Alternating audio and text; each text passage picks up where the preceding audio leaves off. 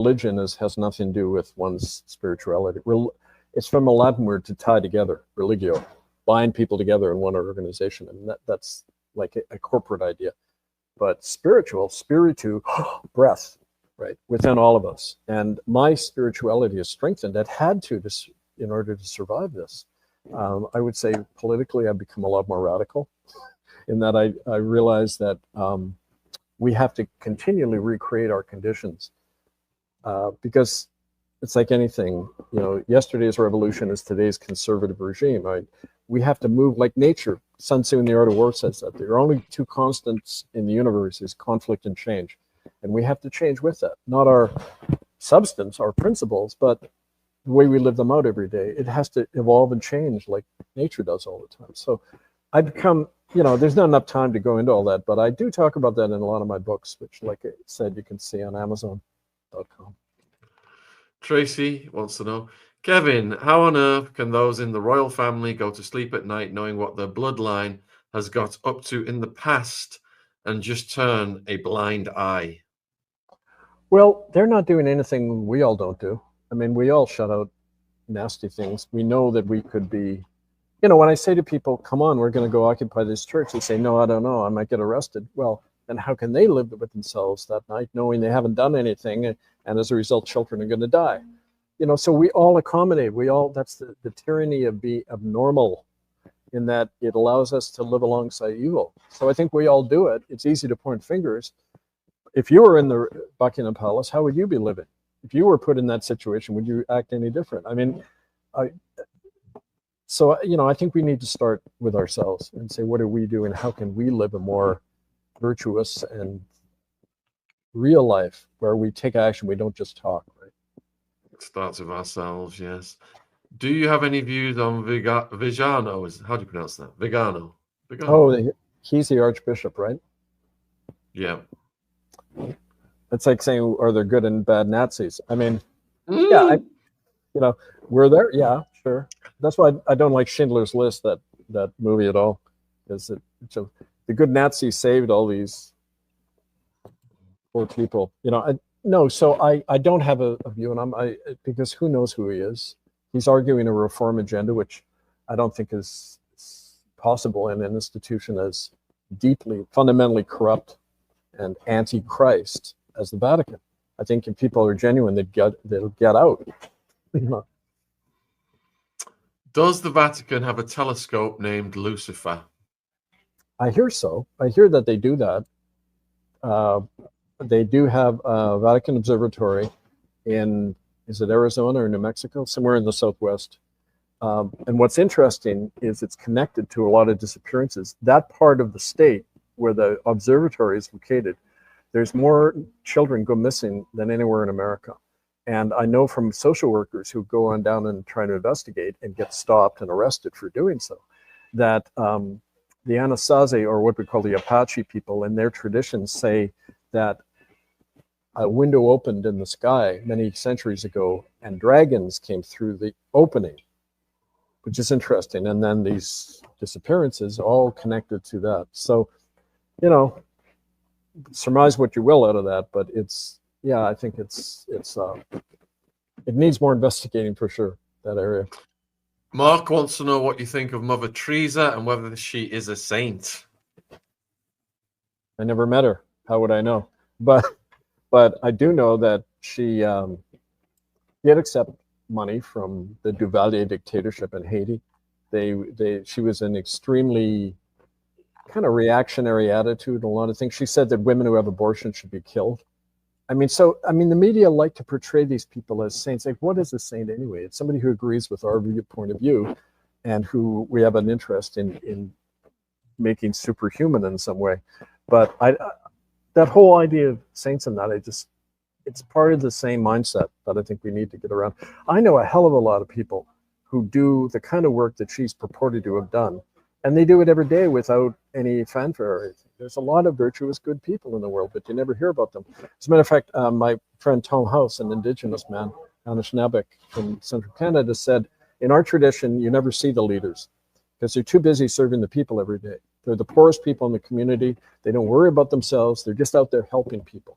those are the saints, if you want to use the word saint. And frankly, in the work I was doing like that, that's how I came across these crimes, because you got to get down there in the mud to find this stuff out by not worrying about yourself. And that's why I don't think the problem is fear, it's selfishness. Because when you lead a selfless life, you're not worried about what happens to you. You're worried about what's going to happen to that kid if you don't act. So I think we all need to be like that, right? That's how things change. Yeah, and we all need reminding of it as well. So, Ray J, can you explain the significance of Vatican II being brought into play? Second Vatican Council, John the 23rd, in 1962, it brought in what's called ecumenism, which is like all the religions getting together and overcoming their traditional conflicts. In fact, it was a plan to turn the Catholic religion into the global one. If you noticed, all the Protestant churches will never say a bad thing about the Vatican. It used to be standard policy in every Protestant church in the world that Rome is Antichrist. Not one man, but the city of Rome, the power in Rome is against Christ.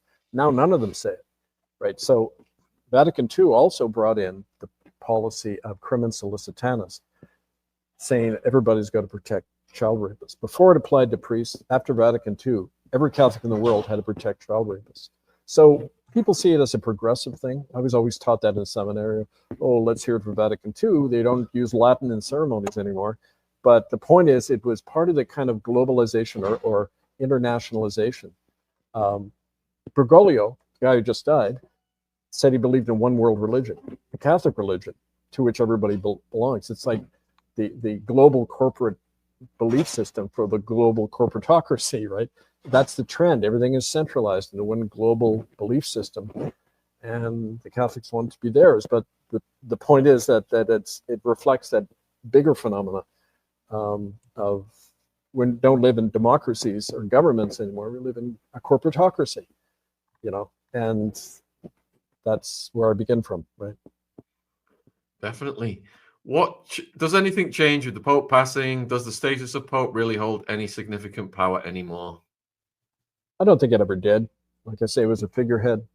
But as long as you keep people, the old saying, you got to keep people looking over here so they can pickpocket them more effectively, because everyone's so that's how pickpockets operate. You create distraction, and that's really what that's what they are, right? Let's see. We've done that one. Let's see. We've done that one. How the hell can we've done that one. All right. What is the truth about Pope John Paul I? Well, there was a good book about it, In God's Name, by David Yallop, where he went into detail about how JP number 1 was discovering a Freemason lodge called P2 that operated within the College of Cardinals. P2, in fact, was a secret society involving generals, big industrialists, who were the power behind the Italian government and within the Vatican. He found that out, and he started an investigation into the Vatican Bank and their ties with organized crime. But I also read an interpretation that he was also operating, he was from Milan, and he used to be very closely tied to the Ambrosia Bank, which was a kind of a financial competitor with the Vatican Bank. So he had his own kind of axe to grind, why he was in there and everything, but definitely poisoned. Everybody who was connected to him was dead within a year after he died. Even the magistrates and police investigating his death got blown up car bombs that they blamed on the Red Brigade. Turned out it was done by the Holy Alliance, it's called, which is the Vatican Spy and Assassination Bureau. You should look them up. And I've written some stuff on them as well. But they're the ones who do the wet jobs on, inconvenient bishops. They'll be coming for you if you don't watch it, Kevin. So, Karen, bring it on. Is the Vatican named after Vatica, a goddess of the underworld? Apparently, it means sacred serpent in the Etruscan language. Serpent. It's so it goes back again many centuries, the idea. But it's interesting. The indigenous people over here had a figure who was they believe was Christ who came here. Daganaweda, the great peacekeeper, he's the one who made the 5-nation confederacy in the eastern woodlands. And he said, he had a vision where he said a white 2-headed serpent would come from the east to corrupt the people. And he said the serpent people are crazy, and he means by us, the whites, because they have 2 heads. One is vicious and destructive, the other is kindly and loving. And each head doesn't know they exist, but they're all part of the same body. And that's a perfect description of our culture. You know, oh, we did, like the people who destroyed my life and threw me out of my pulpit. We said, we're praying for you, Kevin. I said, is that P-R-A-Y or P-R-E-Y? You're getting Let us pray. Let us pray. Which one did they mean? Praying mantis style. You're getting asked about the 55 miles of library and whether you think that documents have been destroyed over time, documents that conflict with what the Vatican traits. Well, it's interesting because some of the people I've spoken to who work in the Vatican Library describe an area under the Vatican Library, many centuries old, protected by the military, kind of state-of-the-art security. And they say it's very long, and it contains not just documents, it contains like arcane fetuses and human body parts and all sorts of weird stuff from all over the world, including evidence, according to a woman who knew Cardinal Legge, who was kind of an inside leak during the 1960s. He said that the Vatican sponsored an archaeological dig in Cyprus in the 1950s that found definitive proof that Jesus had not died on the cross and had emigrated. And you know, in the Da Vinci Code movie, they go into that about how Mary, his pregnant wife, went to Marseille and founded the Church of Mary Magdalene. Well, they apparently found archaeological proof that he was a man and all this. And the woman who was with Cardinal Legge said, well, why didn't you tell the people? He said, well, then they wouldn't need the church. We can't do that. Think all the careers at stake, right? You got to keep the lie going. Keep the lie going so people don't become self-governed. Yeah. Do you think the Vatican has any evidence or documentation of aliens or UFOs? Well, if such a thing exists, of course they do, because they go to where the money is that can afford to investigate these things. And yeah, they have it. Who is going to run small mass churches in the next decade? Less and less priests these days. Will it just all go online? Well, people have to do it themselves. They don't need priests. I think especially if you just go back to the scriptures, it talks nothing about bishops or priests or somebody mediating Christ to you through a communion loaf, or a wafer. I mean, just do what comes naturally and from your heart. And that's always what he used to do. So good enough for him. That wafer came in very handy in Arizona jail. I was rather hungry. So eyes wide open. Thoughts on Fatima's third secret? I don't know what that means. Sorry. I don't either. Right. I think here we go. It's a good one. This is always one of my favorites. Can you tell us about Opus Dei, Kevin? Oh, yeah. Yeah. Do you have an hour? Yes. However long you've got. It's a secret society within Opus Dei, the work of God. Hardly. They're kind of like like the Jesuits started out as a militaristic secret society that deals with enemies of the Pope personally, but also the College of Cardinals. They've always been behind a lot of the corrupt shit going all over the planet. Military governments, usually you'll find Opus Dei people in them. The death squads. I knew Guatemalan priests who had fled the country, who had all been targeted by Opus Dei death squads within Guatemala and El Salvador. They're always behind these brutal military dictatorships. Bergoglio was one, but secret member. That's one of the requirements, because with the military junta in Argentina, who he was friends with, there's an infamous picture of Bergoglio as a young guy walking arm in arm with General Videla, who had killed over 30,000 Argentines, including throwing priests and nuns out of helicopters into the ocean. And there is Bergoglio arm in arm with his buddy, right? So I mean, it's insidious, and it's one of the enemies, if you like. They helped Klaus Barbie as well through the rat line, didn't they? The Right. picture of Leon. Right. Yeah, very connected to the rat lines. And they also, something you don't hear about, the third most destructive death camp in Europe during World War II it wasn't Auschwitz and Treblinka. Number 3 was called the Jasenovac death camp in Croatia, run directly out of the Vatican, run by a Franciscan bishop, Ivan Saric. And they killed, most of the people they killed were Serbs because they were Orthodox Christians. They weren't Catholics. So the Pope put out a death hit on them, killed about 800,000 Serbs in this death camp. And then a lot of those guys came to work for the National Security Agency and the CIA and the medical experiments in America. So naturally, that death camp had to go down the memory hole. But it's the thing to realize that these things are run directly out of the Vatican. They're not just through their client, puppet politicians or generals, but directly. And that was Bergoglio's role, right? Kevin, it's always great to have you on. You've done all the questions, and it's great to see you looking so robust after the poisoning, and we appreciate you spending time with us. What would you like to say to the viewers in conclusion? Well, I wanted to plug the fact that we're charging up again our blog radio show. It's called Radio Free Canada. It'll be Sunday, May 4th at noon Eastern time. bbsradio.com/Radio Free Canada. And we're going to be having a lot of the stuff on there and a lot of guests, people doing things on the ground.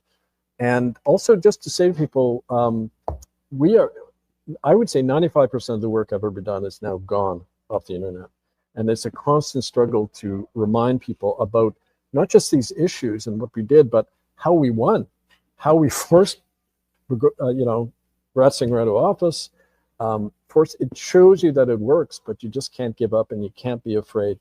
Because they're more afraid of us than we are of them, put it that way, when it comes right down to it. And we have the power, we have the numbers, so don't ever lose sight of that fact. And thank you, Sean, for having me on again. It's great being here, and I appreciate it. Yeah, always love listening to you. Always go so fast and fascinating. So you have a great rest of your day, my friend, and we hope to see you soon, and take care. Thank you. See you later. Kevin. Cheers. All Bye-bye. right. What a phenomenal guest, folks. We're so lucky he came on with such short notice. And thank you for all of your questions. That really did help steer the conversation. And we've got a lot coming this week, like crazy amount on Wednesday in particular. Anyway, so tomorrow night we have got the leader of Britain First coming on, talking about Starmer's UK being destroyed by just being destroyed by the government and the globalists, etc., and the unfettered immigration who profits, etc. So I'm looking forward to that one. Then on Wednesday we've got Harvey Weinstein's spy coming on, dropping conversations and emails. I had to run this one by my lawyer. It's at 4 p.m. UK. It's going to be a big one with the Harvey Weinstein trial, probably. We've also got on Wednesday at 9 o'clock, we've got a survivor coming on for a couple of hours. It's Ron's birthday today. He's back tomorrow with his shows, and he's got a hell of a lot of shows on Wednesday as well. He's been interviewing some fascinating guests recently, and he's doing phenomenal on the true crime. So I'm going to go to bed. We've done many, many hours today. It's gone 11 p.m. here. Do I ever sleep, Sean? Yeah, I do. But we will be back with more content tomorrow, and we are ready for all of these court cases. We've got Russell Brand, we've got Diddy, and the closest one is Harvey Weinstein.